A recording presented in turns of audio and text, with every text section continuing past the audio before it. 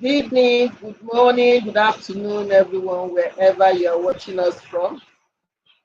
My name is Comfort Eyitayo, your regular host for the Connect with Comfort show. On this program, we aim to add value to people on business enterprise as well as personal growth. Each show is organized to feature guests who are subject matter experts that can help us to throw more insight into the topic of the day. I'm glad you are able to join us today. You are very welcome. The topic today is a burning topic, not only for us in Nigeria, I think even globally, and that is navigating harsh economic landscape. In recent times, we have witnessed unprecedented challenges which has reshaped global economic landscape, and if I wanted to bring it home, has reshaped Nigerian economic landscape to a very large extent, I might add. This is from market volatility to rising inflation, supply chain disruption, and shifting economic dynamics.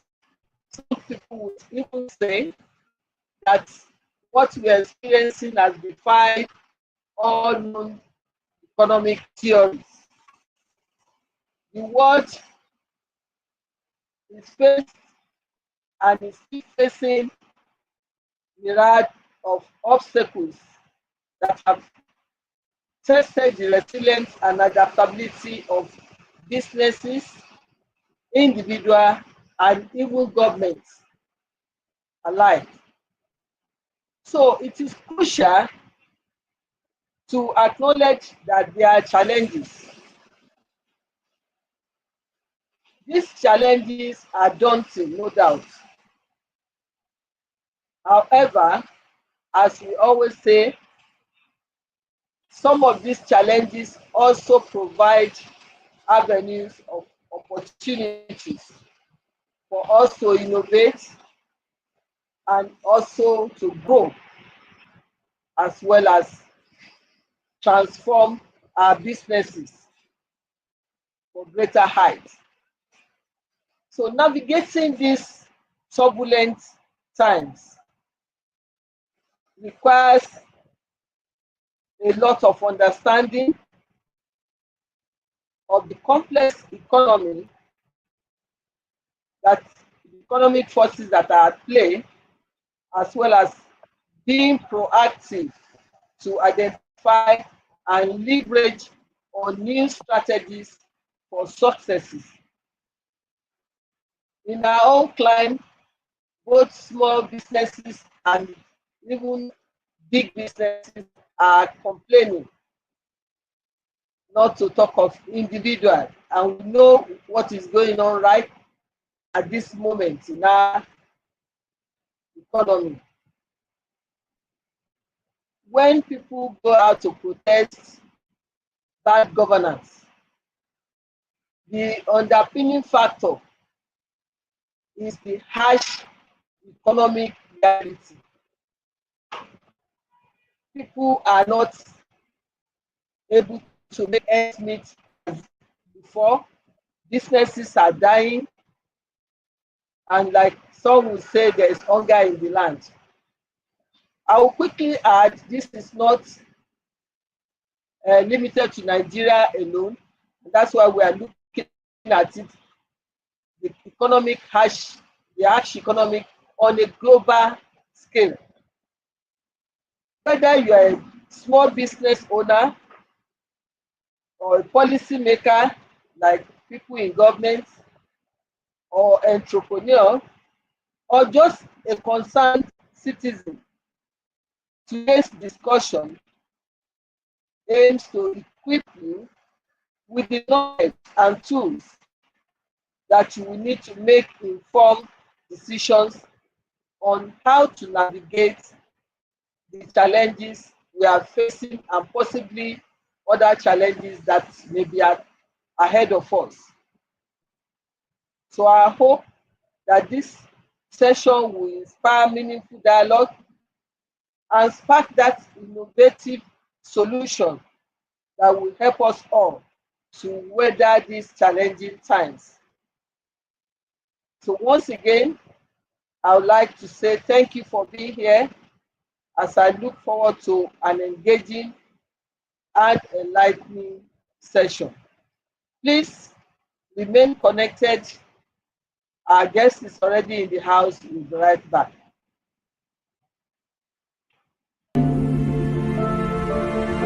Being relevant in your field of occupation is proof that you are properly educated. When my parents and I were thinking about my university education, Owen University Iwo was our first choice. Owen University helps you to get the most of whatever course you're studying and also educates you on how to excel in a competitive labor market. From the day I arrived here, I knew when I would graduate, and my mind has been positively transformed since then, thanks to my able lecturers. My name is Salome. I am a medical student, a sanctuary keeper, and a violinist at Boma University. To the medical world, remember my name.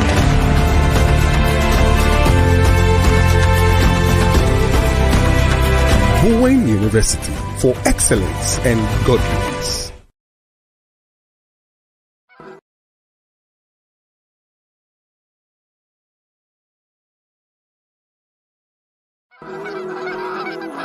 Great leaders don't set out to be a leader. They set out to make a difference. It's never about the role, always about the goal. Here's the 7 lessons we can learn from the geese. Number 1, sharing a common goal. As each goose flaps its wings, it creates uplift and aerodynamics orientation that reduces air friction for the birds that follow. By flying in a V formation, the whole flock achieves a 70% greater flying range than if each bird flew alone.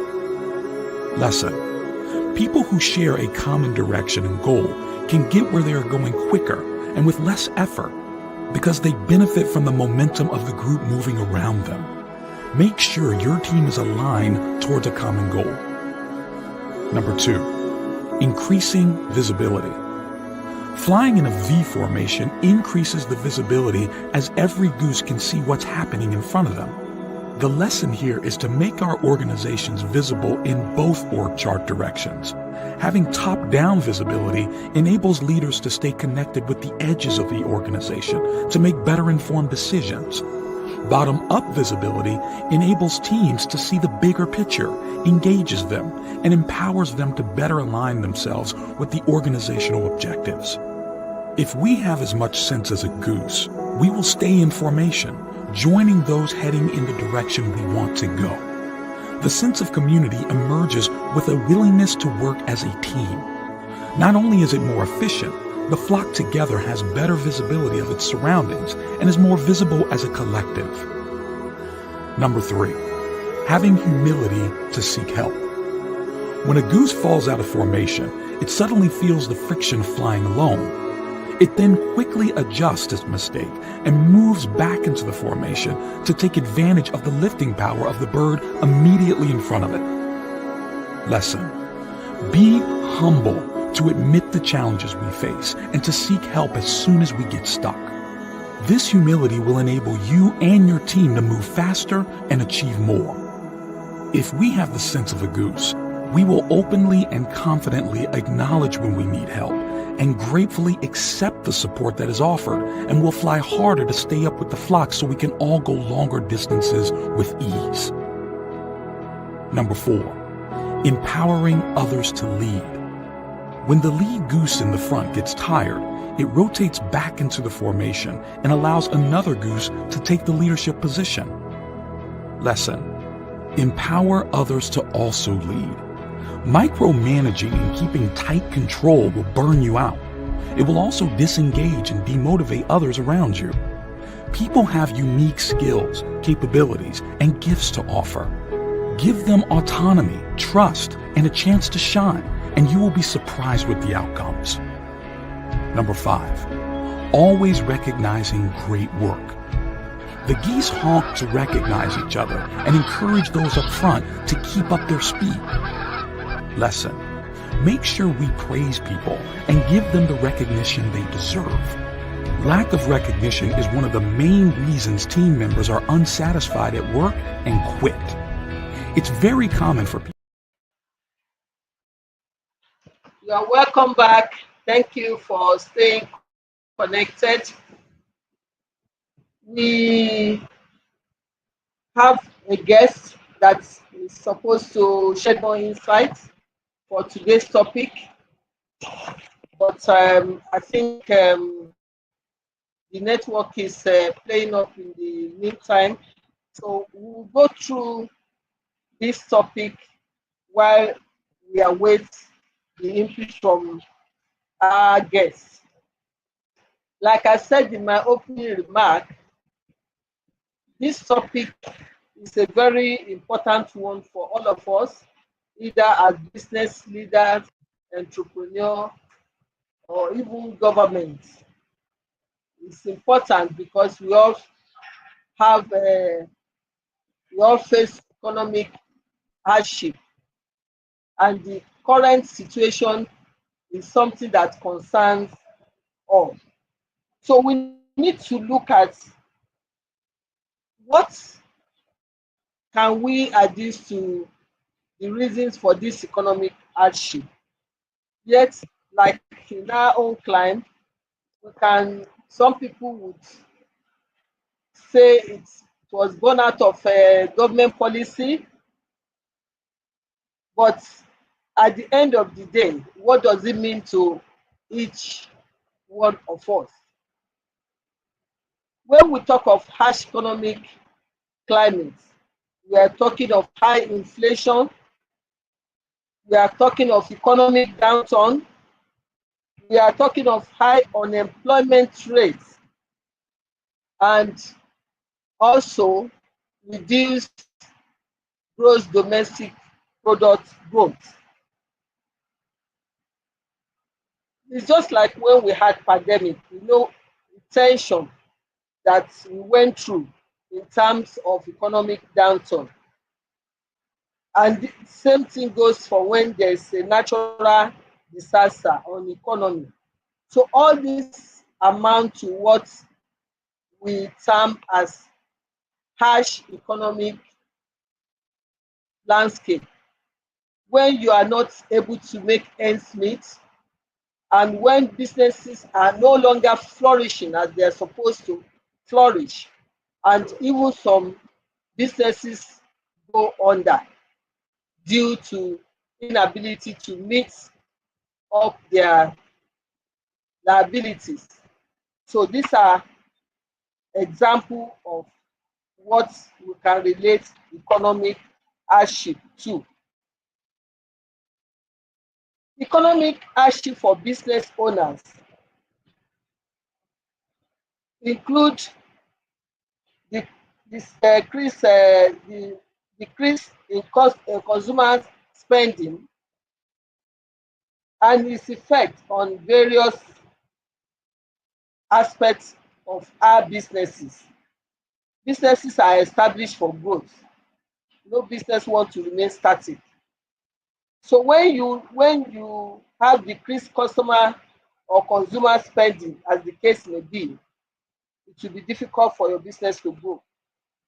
That is one of the direct effects. There will be supply chain disruption. If you are in business, obviously you have some supply chain that will affect your business. There will be disruption, and if there are disruption in this supply chain, then you have rising costs of raw materials, because perhaps only fewer people have the material, and the challenge of increasing the price will come in. There will be increase in competition, and therefore that would call also for the need for innovation.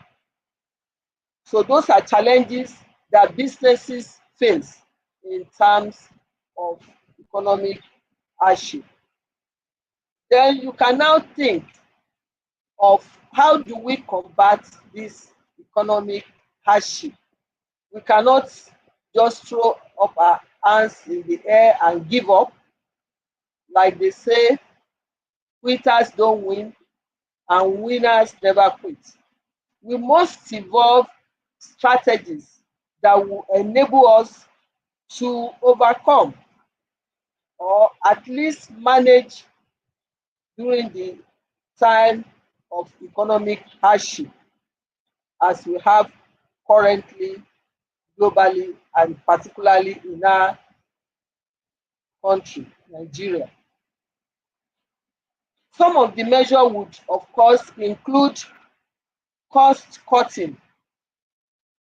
We have to devise a cost cutting measures in order to make sure that we limit our expenditure. This same advice goes to the government, as you may have heard during this protest period and even before the protest come on, that government should devise cutting measures and maybe reduce the cost of governance, which is the same thing. So the same thing goes for our businesses. We have to streamline operations to find a way of reducing overhead. Those are the costs, the direct costs that could quickly make a business go under. We also have to think out of the box to find excuse me, to find a way of diversification of the products and services that we render. We must look for opportunity to tap to new markets. The same way it applies to government also.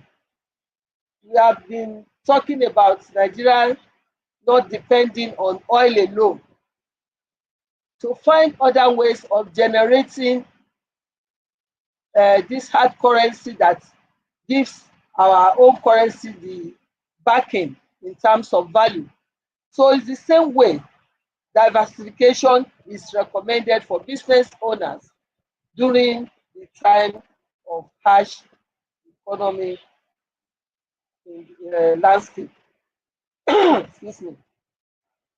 Then we also must try and leverage on technology, as we have come to realize that sometimes most of the things that we slave hours on end to do at a very high cost, and they are just routine things that technology, through the use of technology, we can achieve in minutes. That will also help us to reduce our costs by leveraging on technology and digital transformation in order to improve efficiency and even increase our production. So these are strategies for businesses to overcome or manage through the harsh economic landscape. It's also important for businesses and individuals, I would say, to ensure that they maintain liquidity and manage their cash flow. This is very, very key, because if you do not have, you may have a lot of money in terms of assets and non-liquid assets and all that. But where you need liquid funds or assets that you cannot easily get funds to pay, maybe settle your debt, pay suppliers or workers, it can be very challenging. So we need to balance our liquidity to make sure that at every point in time we remain liquid and ensure that we are able to meet our liabilities. That is the management of cash flow now. Then we also must look at other financing options.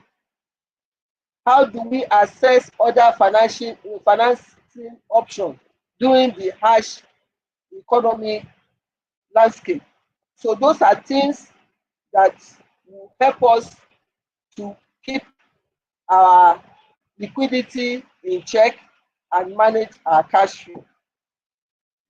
The investment in assets that can provide stability during uncertain times is another way to make sure that we overcome erosion of our assets or value of what we have. As we know, keeping cash both at hand or in bank at this present time does not make meaningful sense, because the inflationary rates in the economy would erode the value quickly, more quickly than even the interest that you may be getting from the bank if you are thinking of saving. So it's very important to look at other viable investment opportunity where we can tie down uh, uh, extra funds or cash resources. We also need to adapt to changing consumer behavior. Shifts in consumer priorities, such as focusing on essential goods and services. At this present, I will pause and take the contribution from one of our online viewers, Dr. Asen, has just posted. Economic hardship for businesses is mainly caused by macroeconomic policies over which entities have little control, e.g., interest rates, like I've mentioned, inflation, ability of banks to lend, tax policies, etc. To survive, business must learn to be agile. Thank you very much for that contribution.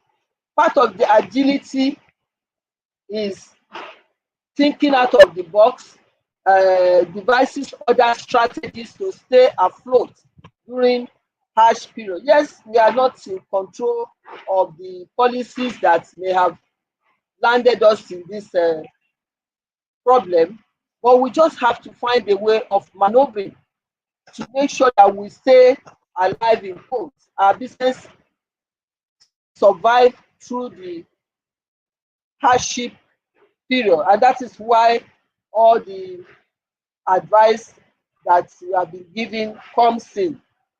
Cost cutting, diversification, leveraging on technology, digital transformation, as well as maintaining the balance of liquidity and managing your cash flow, doing other investments that can give you value for any extra fund that you have. Thank you very much, Dr. Asen. I was also saying that we need to adapt to shift in consumer priorities, such as the focus on essential goods and services. This is not the time that you just follow the Joneses to go and invest in a business that you may not know how to maneuver your ways. And no matter how harsh the economy is, there are still some essential goods and services that people will still demand, because for them to stay alive, you need, like food business. Food business can never, you can never go wrong with food business, and some essential daily needs that people will need, either they are poor or facing economic hardship. They have to eat, they have to have these essentials. So that is another way of combating this harsh um, economic landscape. Then we need to adapt to market strategies to connect with new customers in order to grow our customer base. The more you grow your customer base, the more income you generate, the more growth that you have for your business. Then for our workforce, which is another important consideration, since we cannot do this alone, obviously we need to have people on this journey with us to make our business to survive. So for the workforce, we need to balance the cost cutting that we said with the need to retain talent. You must at this point identify your good hands. We all know that the nuances of the different employees that we have or partners. So those that you know that are good talent, this is the time to ensure that you do your best to balance the need for cost cutting with the need to uh, encourage such people to stay with you during this harsh period so that you don't lose out on your talented workforce. You can also find a way of introducing flexible work arrangements or remote work option. That is another way to encourage those working with us to remain with us without having to pay too much, because they can, with their free time, they can also do other things, and that can make them to give consideration on staying on with you. We must at this point, it's like a twin-edged sword, invest in employee development and mental health support, developing our employee, training them, as well as maintaining their mental health is very key at this very harsh period, because some people, all they, it's just a little thing that will tip them off the edge, and that will affect our business. We have another contribution from Dr. Aseyin. Companies which largely source raw materials from abroad should seek local alternative sources. This will help them reduce cost of production. Very true, very true. When we talk of diversification, that also involve uh, sources of our raw materials or suppliers. These days, we are encouraged to look within, where we have more control and flexibility, and then maybe look for alternative materials if what your input depends on before is largely on importation. Find a local option to replace that. That will also ensure continuity of your business. Thank you very much, Dr. Asei, for that great insight. Then on government policy, well, for the government, they will be hearing support. We have been hearing of stimulus packages and support program. The point some businesses, especially small businesses, are saying, how many are these stimulus packages going round? How many people have received this for it to achieve the desired effect? Yes, government have been trying, but has it really been going around? Is that the only other option to reach the generality of citizens in the country? Because when you choose certain people, some will be neglected, and especially where policy of distribution of just cash. For me, I still find that a bit odd, because people will spend the cash. What happens? You continue to give cash. That does not encourage production. It does not grow economy. And some small businesses are striving. They are striving. They are suffering in trying to make ends meet, to be able to pay the employees that are working for them, because the cost of things are just skyrocketing, and They are not able to make ends meet. So that is one area government needs to look at, how effective and inclusiveness of the policy. It should not be directed to just few people. It should be something that will go round, especially small businesses, which has been acknowledged worldwide that they are the engine growth of any viable economy. These small businesses should be assisted, and there must be a strategy that would the government should deliberately make effort in that line to reach these small businesses. So, but if you know of any government stimulus as a business that you know you can be entitled to, because there are conditions too, please avail yourself of any both local aid and the international aid and other incentives, so that your business survive through this harsh period. So you can look out for such aid, because like we said, it's not everybody that is getting it, and sometimes you also have to make effort on your own part to know what is available out there and know how to source for this support, because it may not just come on a platter of gold or come to your doorstep without effort. So that is another way to help our business to survive this harsh time.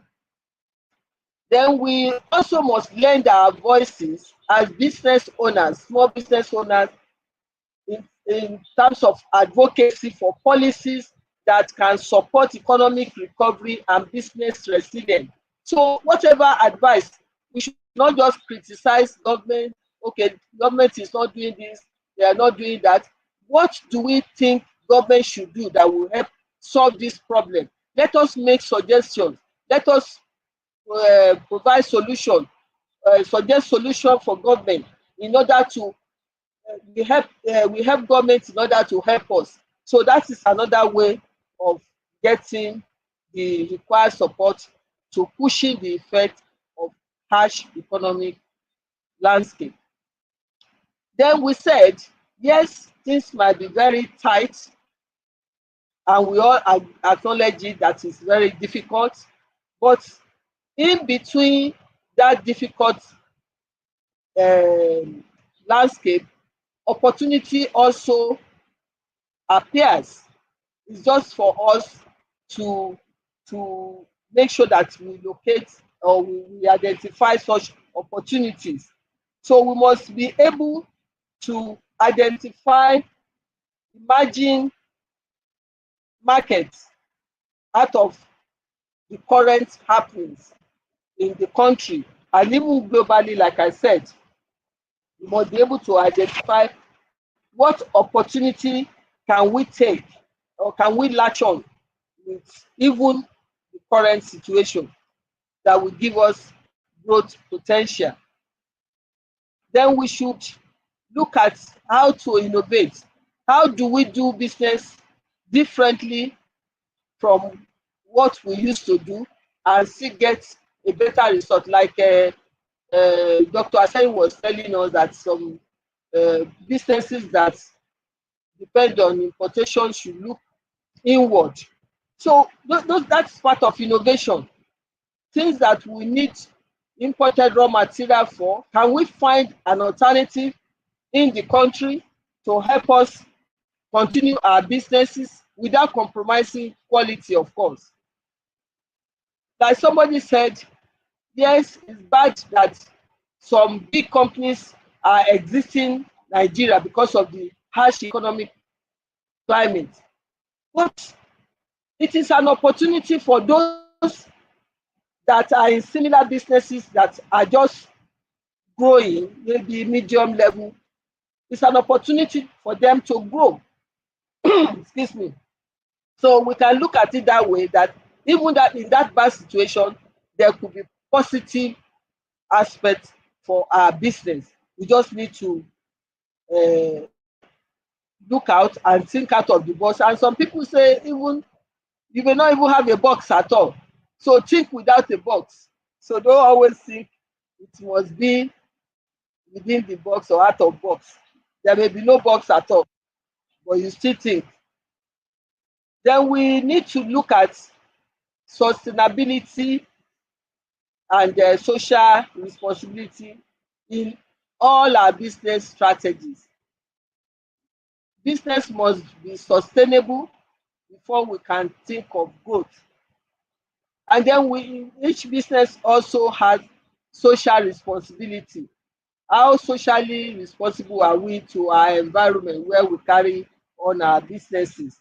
So that should be part of what we should look at as opportunities out of the challenges that we're facing. Then we need to start planning, long-term planning and resilience. It's important to build a resilient business model that can withstand future shocks, because it's not a cause. This will not be the last time we are going to face crisis. When we faced crisis during the pandemic, people are lamenting, we have not seen this before. And of course, you have seen some before in a different uh, form. Okay, we have a contribution from our online audience, Mr. Femi Jaisimi. He's advising us to that we should stay informed and make data-driven decisions to overcome this economic hardship. That is very true. No guesswork, no rule of the thumb. When you have a backed up decision, data backed up decision, you can be as accurate as possible. You be very precise, and that would help you to hit the target, or like they say, bullseye. So it is important.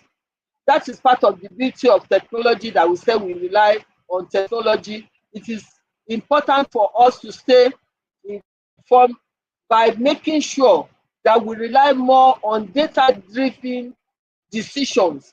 That is, there are empirical data that will give us a basis for taking a particular decision or deciding to go a different way. Thank you very much, Mr. Jayesimi, for that beautiful contribution. Then we have, like I said, we must be able to plan and build resilient business model that will withstand future shocks. Strategic planning and scenario analysis also will help us to prepare for various economic outcomes. Don't just stick to one way. What if we do it this way? What if we do it another way? Have 2 or 3 scenarios and then be able to choose the best out of those scenarios that will give you a maximum result, or better result. So let us try to put that in our strategic planning. We must also foster a culture of adaptability and continuous improvement. Adaptability also speaks to what Dr. Asen talked about businesses being agile. So we must be ready to adapt. Things are changing, no doubt. Are you going to remain stuck in your old ways, even when everything is changing around you? Of course not, because you cannot make headway if you stick to old ways. You must look at what other ways can I do what I used to do this way, just like other things that like I said, we spend hours on end or weeks to do, that are routine work. But with the advent of technology, we do them in minutes, and that helps us a lot. So we must be adaptable. We must be ready to change. We must be ready to embrace change in the way and manner we do our businesses, in order to overcome the effect of harsh economic landscape. So we also need to be proactive. Don't wait until that thing hits your business. If you already see that the business fortune is going down gradually, don't wait until you are at the rock bottom. You must find a way of navigating the economic landscape How do you overcome? How do you get out of it? How do you survive? The importance of collaboration in this wise cannot be overemphasized. Don't think that it has to just be you alone. You can collaborate, and in collaborating with other in collaborating with other people of similar business, in collaborating with other people in similar business, you'll be able to achieve more, and then at lower cost. Sorry. So you'll be able to achieve more at a lower cost. So let us collaborate more with other people of similar business interests. Then it can also help us in overcoming community support when we collaborate with others in that community. We have to have a cautiously optimistic outlook for recovery and growth in the long term. The reason being that, yes, as harsh as it is, we want it to happen overnight. The harshness of this climate, of this economic climate, did not happen overnight. It started gradually, and it crept on us, but we also have to be patient that gradually, with all the measures that we have been talking about, we'll be able to overcome the hardship, and not believe that you should just go overnight. So in conclusion, I would want to opine that to navigate a harsh economic landscape, it demands resilience, adaptability, and a proactive approach. While challenges may be daunting, they also present opportunities for growth and innovation. By staying informed, making strategic decisions, and remaining flexible, individuals and businesses can not only survive but thrive in difficult times. As we continue to face economic uncertainty, let us remember the power of collaboration, creativity, and perseverance, so that together we can chart a course through these challenging times and emerge stronger on other side.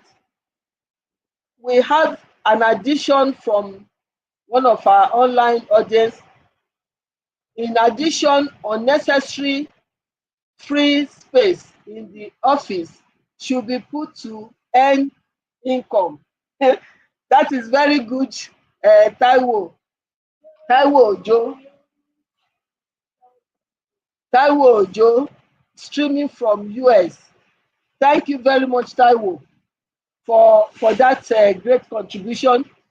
What that is telling us, that we have said we should look at other means of any income or overcoming cash flow problem or liquidity. That's another way. If you have something, not only office space, if you have something that you are not putting to good use, why don't you let it out or sell it? Don't just keep it idle. And it could even be a wasting asset. Some people that are fond of putting amounting cars, that is a wasting asset. This is the time, the car that you are not using, this is the time to sell it off, unless if it's useful to you. I'm not saying just sell your car off. If it's extra one, I'm not saying you have to have a car to be mobile.